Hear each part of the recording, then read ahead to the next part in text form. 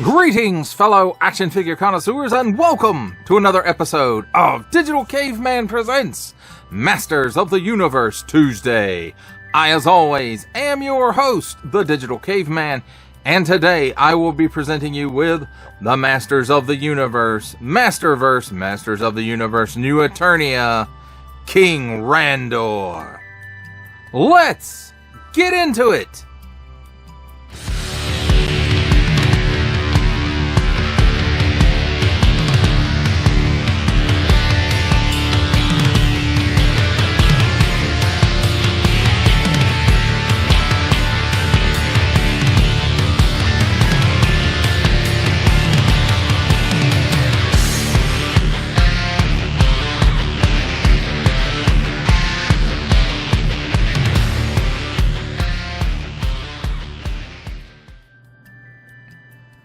Let's start things off with a look at the packaging. And here we have Mattel, 6 and up, 30 points of articulation, Masterverse, and that nice rocky 1980s explosion that just, you know, with that style of lettering, says Masters of the Universe to me.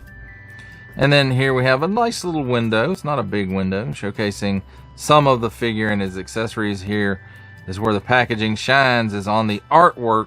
So we got Randor fighting some monsters, and in the background we see a crashed ship, and over on this side there is the future Queen Marlena in her space outfit shooting lasers up into the sky. And then there's another monster dude over there. Oh, she has a lightsaber too, or is that just a sword? I can't tell. So, and then it says Master of the Universe, New Eternia down here, King Randor, and then on this side just some artwork of Randor. He's bald-headed, by the way. If you didn't know. I didn't know. And then he's got a scepter and a sword, and there's some stairs and maybe a throne back there. I don't know. And then here on the back of the packaging, we've got a nice practical photography shot. Let me get that all out. Of the figure with like a cartoon background. So they just added a background to it and took a picture of the figure. So here we see Zoar, the Falcon. Could we be getting a Zoar soon? Who knows? So here's some different looks for old King Randor that I think are practical photography too. Could be wrong about that though. King Randor is a picture of him.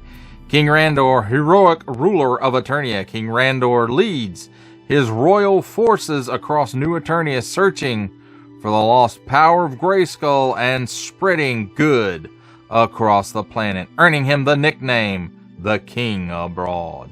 Also available, King Randor, this figure, Roboto and Beastman, who we've already taken a look at, and Mattel, empowering generations through play. And I forgot to look at the bottom, so here we have small fine legalese, made in China print, so not Vietnam this time, made in China. Question mark, MattelShop.com, contents, one figure, accessories, assortment numbers, and a barcode. That, my friends, is a look at the packaging. Let's take a look at the figure and his accessories. And first off, let's start with the accessories. And I don't think we need any handy dandy tweezers at this particular moment. But here is his, I guess, royal sword. And he's got some nice silver there for the blade. Nice bit of color here. And I'm assuming it's molded in this gold plastic. Although it doesn't have the hallmarks, that swirly twirly hallmark of being molded in gold plastic. But, you know, I'd say overall it looks pretty good. It's got a little post on it right there. And we'll get to what that is in a moment. Here is his royal scepter, and again it looks to be molded in this gold plastic, even though there's no swirly twirlies in it.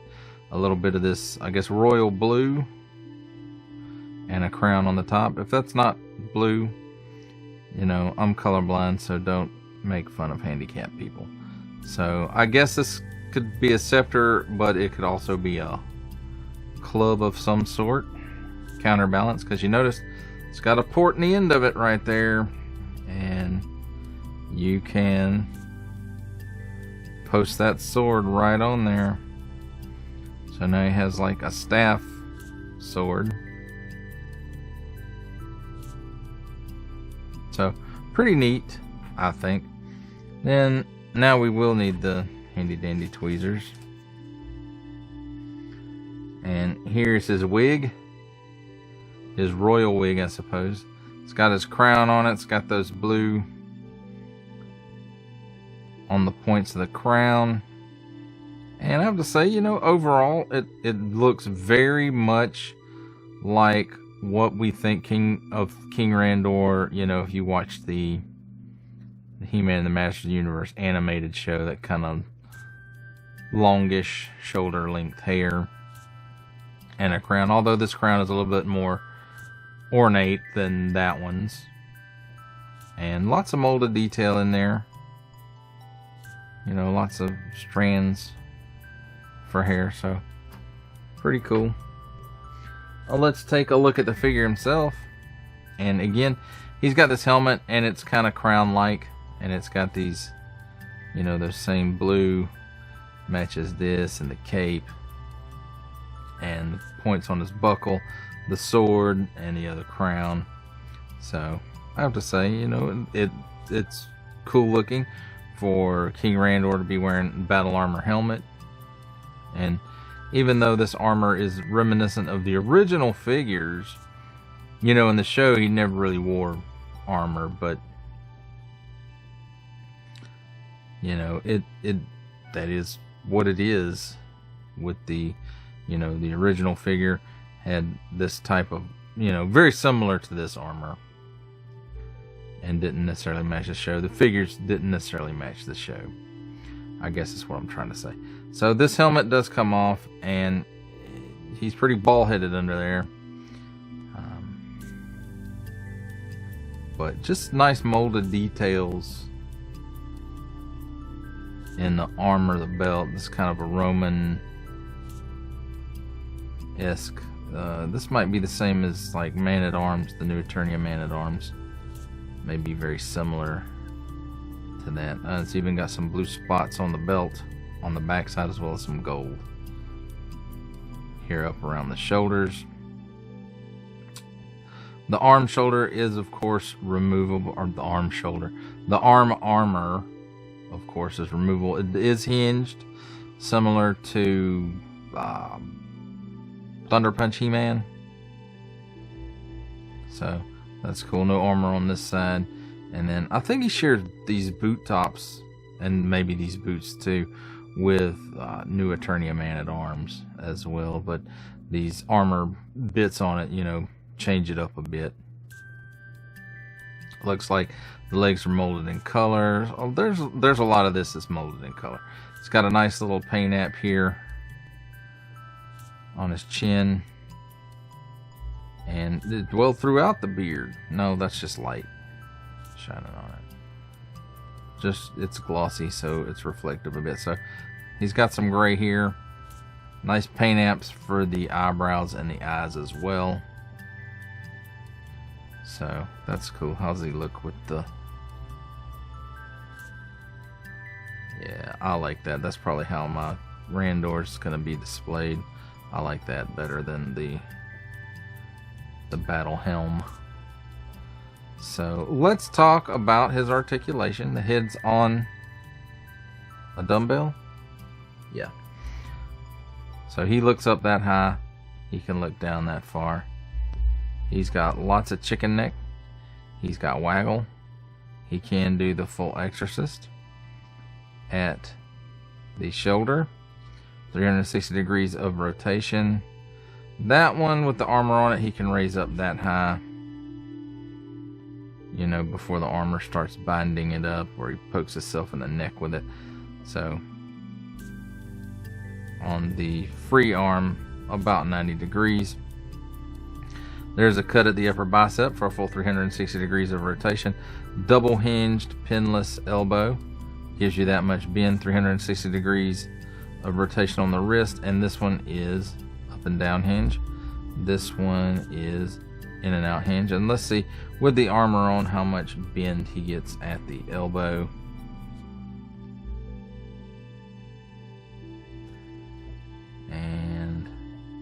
I'm getting about that much bend out of it. So a little better than 90 degrees. So I'm assuming that, like most Masters of the Universe, there's a cut in here, but it's covered with this armor, and that pretty much makes it useless. So straight cut at the waist for a full 360 degrees of rotation. At the hips, he does have pull down hinges, and that allows him the full splits. With those hinges engaged, he can kick forward slightly less than 90 degrees and back several of his own foot lengths. So let's put those back into position. Cut at the upper thigh for another 360 degree rotation. Double hinged pinless knee. And dang it, I had this thing loosened up. I thought I did anyway. So we'll do the other side till I can get it heated up. So you get that much bend out of the knee. At the upper shin, there's a boot cut that has a 360 degree rotation. And then at the ankle, tilts down that far, tilts up that far, and forward facing pin for rocker. As far as this armor goes, I don't feel like it's really hindering the range of motion in the ankles any. I could be mistaken. So as far as storage goes, you know, he has to wear either the wig or the helmet, one or the other. Can't wear both at the same time. And as far as the scepter and the sword go, he just has to hold them either as one piece, or he can hold them separately. So there you have it, my friends. Oops. Come on, Kingy. King Randy. You gotta stand up for your subjects, my friend. There you go, my friends. I'll look at the figure. Boop. There we go. I'll look at the figure and his accessories. It's time for my favorite part of a review, comparisons. And here we have the Masters of the Universe Masterverse, Masters of the Universe New Eternia, King Randor, with the Masters of the Universe Masterverse, Masters of the Universe Revelation, Prince Adam, and the Masters of the Universe Masterverse, Masters of the Universe Revolution, King Keldor.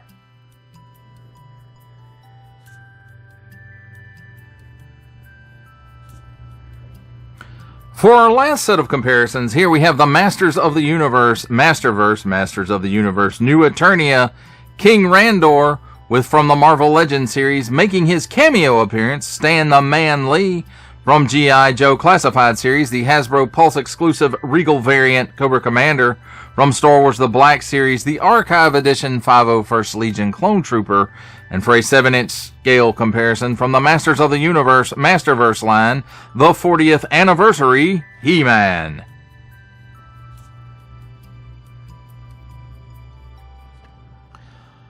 For final thoughts on the Masters of the Universe Masterverse, Masters of the Universe New Eternia, King Randor, I have to say I really dig this figure.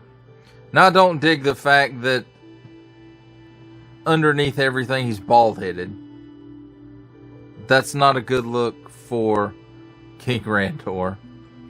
And I'm not super enamored with his battle helmet. I understand it. I understand why they put it with this figure. But for me, the hairpiece with the crown, that is the look that, you know, takes me closest to when I think about King Randor. You know, his like shoulder length hair and his crown. Although the one is a little bit more ornate than the original figures, and that's fine because, you know, these are supposed to be updates and improvements, and I like that. But it does have a lot of throwbacks to that original figure, like the chest armor and the colors. And I do like the gray or the white in his beard there. It gives him a more seasoned look. Because, you know, in New Eternia, Castle Grayskull is gone, and the power is spread all over Eternia, and everybody's looking for it. So he's a little bit more stressed, maybe, than the He-Man and the Masters of the Universe animated cartoon King Randor. And when I say that, I mean the one from the 80s, not the newer Netflix He-Man and the Masters of the Universe. And you know, even more stressed, I think, than the Revelation and Revolution King Randor.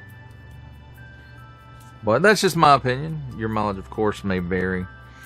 I like, you know, he comes with a soft goods cape. The quality of the material that they use in the Masterverse line at Mattel isn't the best, but it beats the hell out of plastic capes. So I'm thankful for that. I like the colors on this. You know, the golds, I didn't see a lot of swirly twirly in the gold plastics.